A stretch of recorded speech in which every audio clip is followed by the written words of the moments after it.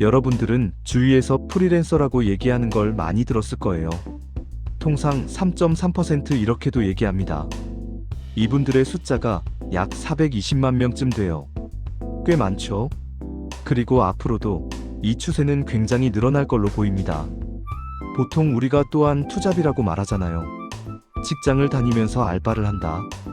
그런 분들은 통틀어서 프리랜서라고 말하는데 그건 용어적인 측면이고 원래 프리랜서의 정의는 독립적 계속적으로 인정 용역을 제공하는 개인이다. 이렇게 보시면 돼요.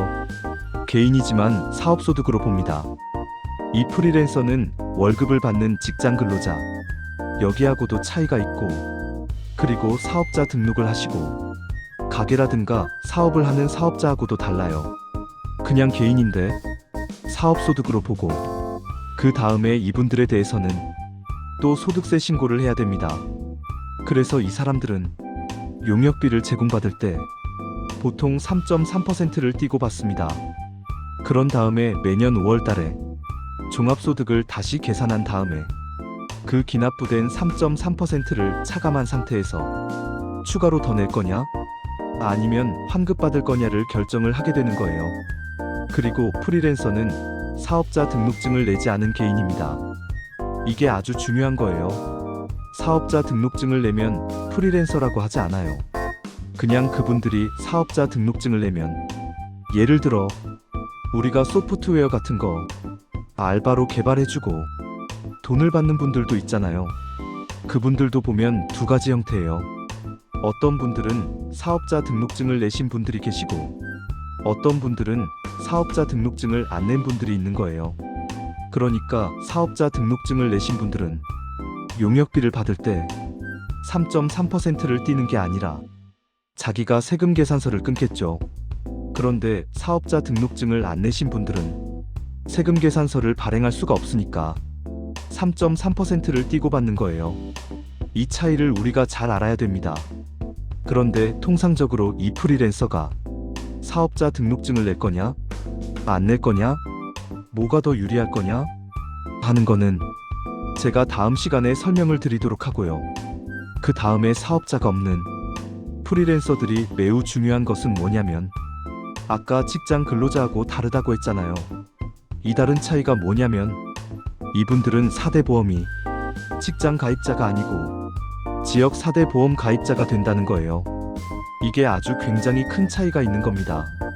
직장 근로자인 경우에는 4대 보험을 급여의 기준으로 내요. 급여가 얼마냐? 그래서 거기에다가 본인 부담금 반을 내거든요. 그런데 이 프리랜서는 직장 근로자가 아니잖아요. 그러다 보니까 지역 4대 보험 가입자에 해당됩니다. 그 지역 4대 보험 가입자는 본인이 다 내야 됩니다. 국민연금 9%, 건강보험료 8%를 본인이 다 내야 돼요. 17%죠. 더군다나 만약 이분이 재산이 있다. 가정하면 재산에 대한 부분까지도 추가로 4대 보험을 내야 되는 그런 불이익을 우리가 생각할 수 있어야 됩니다. 근데 통상적으로 이 프리랜서 분들은 5월 달에 종합소득세가 환급이냐 추가로 내야 하느냐 여기에만 관심이 있지 이 4대 보험에 대해서는 조금 감각이 좀 드네요. 이게 왜 그러냐면 이 4대 보험은 매달 나눠서 내다 보니까 이 감각이 좀 떨어지는 거예요. 그러나 전체적으로 1년 동안에 지출하는 비용은 오히려 4대 보험이 더 클 수가 있다는 거예요. 왜 그러냐면 아까도 말씀드렸지만 직장 근로자일 때는 급여 곱하기 얼마지만 4대 보험인 경우에는 급여가 없으니까 그 사람이 벌어들인 소득 금액을 5월달 기준으로 10%를 때립니다. 그게 소득 금액이 매우 중요한 거예요. 소득 금액이 크면 결국 4대 보험료도 크고 소득 금액이 크면 세금도 크겠죠. 그렇다면 소득 금액의 정의는 뭐냐면 전체 벌어들인 총소득 금액에서 내가 경비 쓴 거를 빼주고 나오는 게 소득 금액입니다. 그런데 거기 소득 금액에서 소득 공제 빼고 그 다음에 과세표준 나오고 과세표준에다가 적정 해당 세율을 때려서 세금이 나오는 거예요. 그래서 이 프리랜서의 종합소득세에서는 가장 중요한 게 소득 금액을 줄이는 거. 소득 금액을 줄인다는 거를 다시 말하면 경비를 많이 정리하자. 이게 포인트입니다. 가장 중요한 겁니다. 예를 들어 경비를 많이 털자. 소득 금액은 정해진 거니까. 그래서 이제 앞으로 계속 다음 시간에도 이 경비에 대한 말씀을 계속 드릴 겁니다.